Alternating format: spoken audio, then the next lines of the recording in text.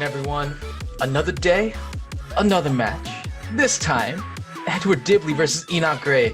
Man, right beside me I have Manu. Manu, this Group D has been these Group D competitors have been amazing. They have given us a lot of content. I'm so excited. Yeah, definitely. I mean, right off the rip, we saw Elijah versus Enoch. That was the first match that went to 3-2.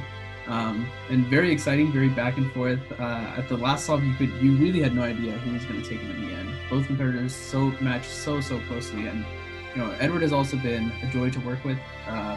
Kindly shifting like some of his schedules to like more morning to accommodate, and it's been incredible.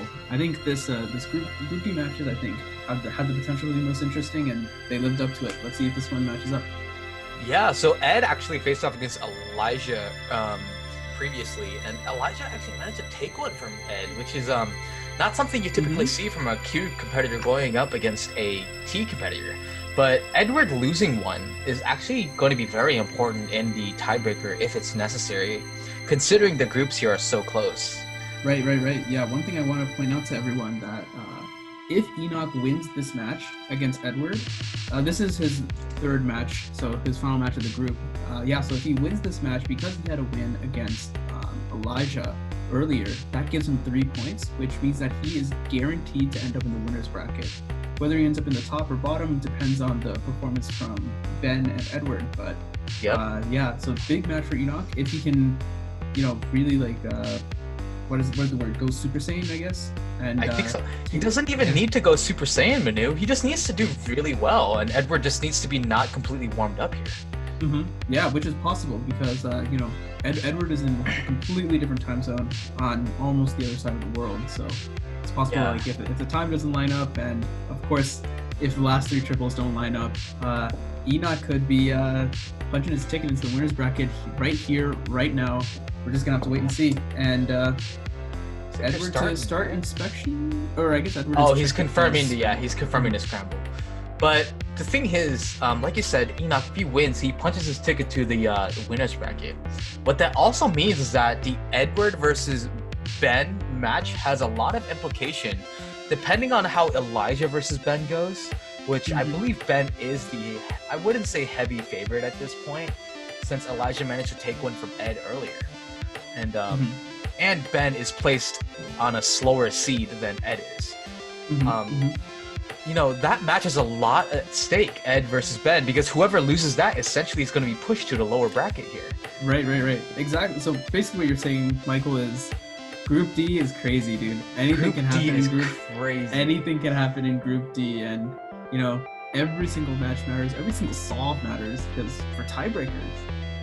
Looks like Edward's got that, as Manu says, transatlantic lag, but we're able to catch a lot of the solve here. Yeah. Just only dropping a few frames here and there, but Edward looks like he's finishing up, or finished up. Looks like it's a decent solve off of him, but Enoch is not actually that far behind, right?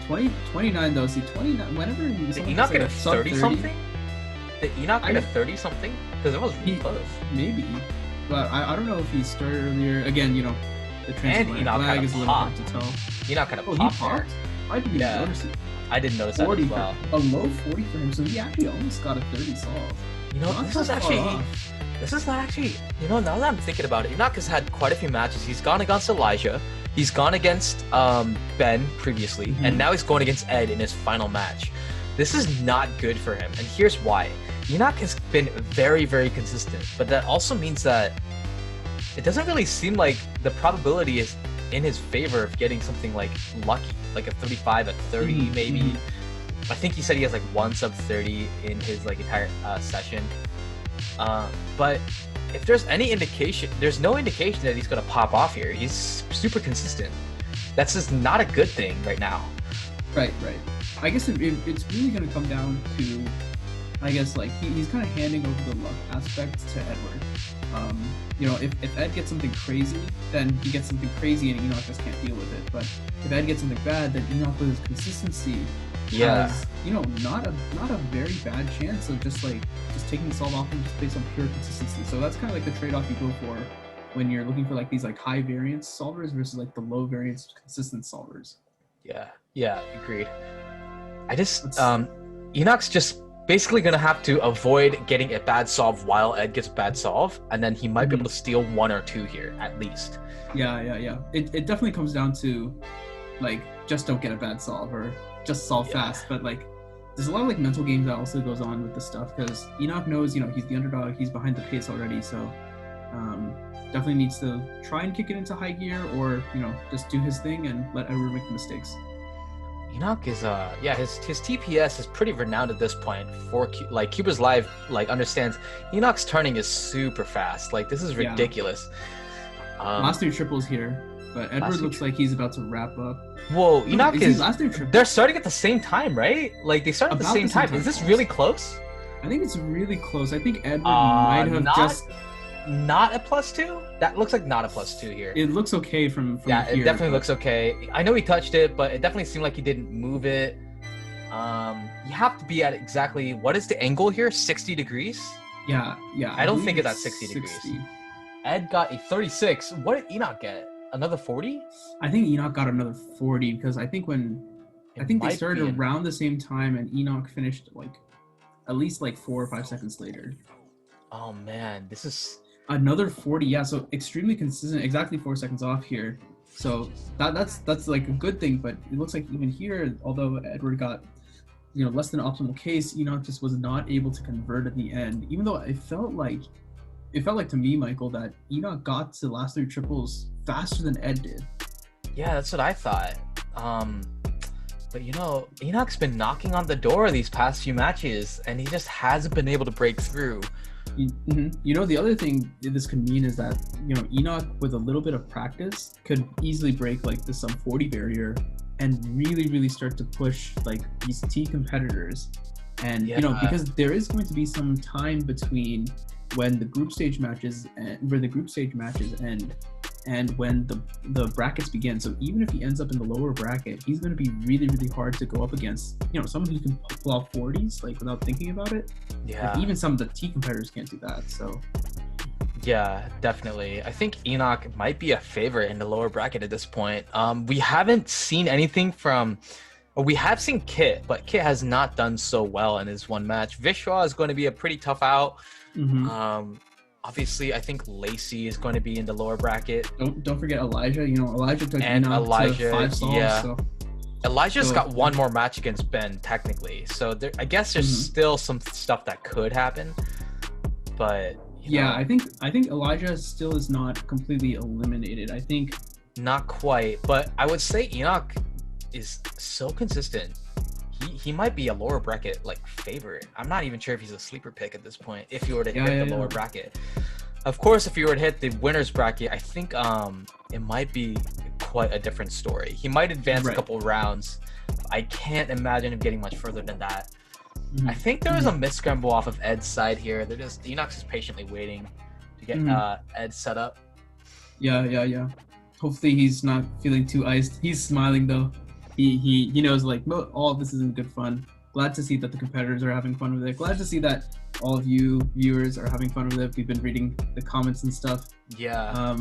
And yeah, just glad to see that you enjoyed this FTO stuff. I think this is probably one of the biggest FTO tournaments that have been done so far, at least online. So I think so. This format, Manu, we were being really ambitious with this format. I'm so glad everyone is willing to participate, because I'd imagine we just want everyone to have a lot of fun and bring in like experimentation in QB. Yeah. Perfect time to do it. Yeah, and of course, FTO being the great community that it is, welcomed us with open arms, and we're just glad that we were able to show off some of these incredible cubers and show the world their prowess. Yeah. So I think Enoch started slightly ahead. Am I wrong? Yeah, at least from the lag, what we could tell, and I think just in general he had a bit shorter inspection. So. Man, Ed's got some sweet turning here. Everyone's FTO turning style is quite unique here. It kind of looks like he's doing some like square one type stuff. It's really smooth. Very wristy, right? Yeah. But to Ed, be fair, Ed, I think, romped Enoch on this solve here. 33. Enoch might come out with 42. Okay. 42. Yeah. So, yeah, that'll seal the deal for Enoch, but not a bad showing for him. And Ed, not at all. I think with this, even though this is Ed's second match, I think he might have clinched a winner's bracket finish here. Yeah, he has 3 points, right? So he I think got 1 3 point against points. Enoch and 1 point against Ben. Or 2 points against Ben, sorry. 2 points against. Yeah. Or wait, did he get 2 points against? I don't think that. No, that match hasn't happened yet. So he got 1 point against Elijah and then 1 point against Enoch. Okay, so he's not out of the water yet. Oh, yeah. Sorry. He has not gone up against Ben yet. Okay. He went up against Elijah. Right. Yeah. He went up against Elijah. So that means he has 2 Edward, points thus far, right? Mm-hmm. Yeah, yes. But Edward looking pretty good. The only way Edward can get knocked, and I think this officially puts Enoch in the losers bracket. But yeah, if Elijah beats Ben, then Edward's on the hot seat now. Then he has to win against Ben, and that whoever wins that one will make it into the winners bracket. Whoever loses will go into losers. Very exciting. Make sure to tune in. Thanks for watching. Hopefully you'll watch the upcoming matches too. Yep, Elijah Ben's next.